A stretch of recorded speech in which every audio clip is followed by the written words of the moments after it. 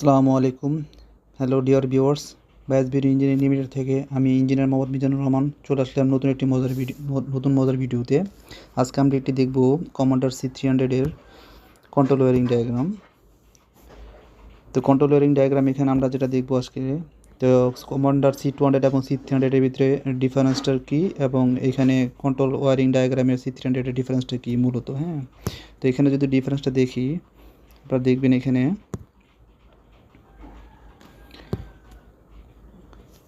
দেখেন 1 থেকে 14 পর্যন্ত কন্ট্রোল ওয়্যারিং ডায়াগ্রাম আছে। যদি আমরা এখান থেকে আরও একটু দেখাই, দেখেন 1 থেকে 14 কন্ট্রোল ওয়্যারিং ডায়াগ্রাম। তারপর আছে 41-42। 41-42 হলো রিলে ওভারলোড ক্যাটাগরি, অর্থাৎ ড্রাইভ ওকে মোড আর কি। অর্থাৎ ড্রাইভ কোনো ফল্ট করলে এই 41 এর 42 রিলে কন্ট্যাক্ট হিসেবে কাজ করবে। তারপরে এখানে মেন অ্যাডভান্টেজ বা মেন ডিফারেন্স যেটা C200 থেকে